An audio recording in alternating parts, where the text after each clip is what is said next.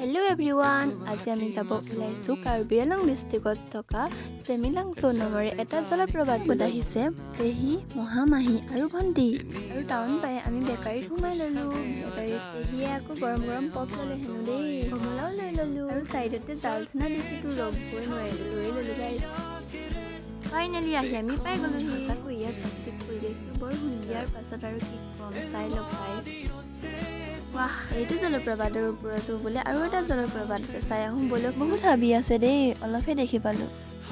তাৰ পৰা নামিয়ে আমি চাহ মিঠাই খাই ল'লোঁ আৰু তাতে শাক বিচাৰি ফুৰা বাই দুজনীক লগ পাই আমি কলডিল কিনি ল'লোঁ। বাই দুজনীক লগ পাই খুবেই ভাল লাগিল দেই। কেনেকুৱা লাগিলে মজা। সিয়ে বোলে আকৌ জীৱনত কেতিয়াও নাহে। আমি কিবা এটা খাই ল'লোঁ। পেহীয়ে কিছুমান জমাই আছে। যদি মোৰ ভিডিঅ'টো চাই ভাল পায়, লাইক, কমেণ্ট, শ্বেয়াৰ, ছাবস্ক্ৰাইব কৰি দিব। Bye bye.